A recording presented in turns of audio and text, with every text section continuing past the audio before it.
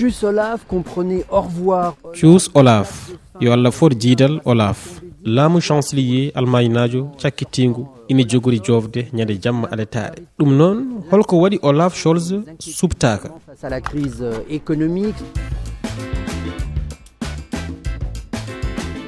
Son parti SPD landa makko social démocrate ƴettaka e ƴewndugo omo jokki haggude kene wona yontere hedde 15 e nder temedere ko dum ustar dartiyankore. Défaite historique.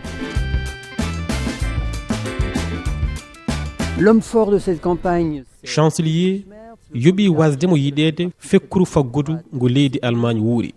gorko tiddo e galdo orgal ko Friedrich Merz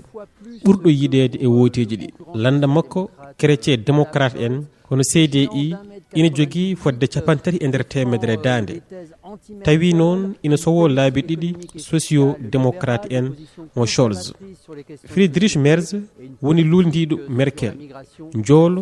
mo meter piccal capande jeene e tati ina mantiri helto mbayligo bange ñaamo CDU omo jogi darnde tinde e caɗele gueɗe rendo omo darani dawrugol faggudu e kubbal jeytingal omo darani kadi laabi tiɗi no feewi e ɗanle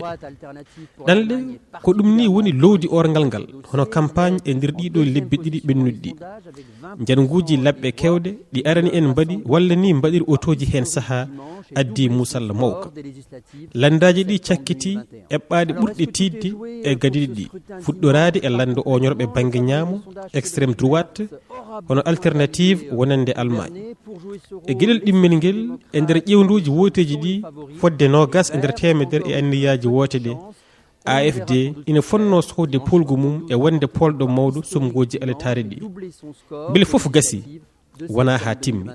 Friedrich Merz ɓurɗo yiɗede o ina sohli wallidiɓe gam laamade socio démocrate en Scholz ɓuri yiɗede wiruji ɗi ina wawi gonɗude ɗum ina gasa ma en jiyoy ɗum ha ɓuura labtude e jamma aletare o. On y verra sans doute plus clair dimanche soir.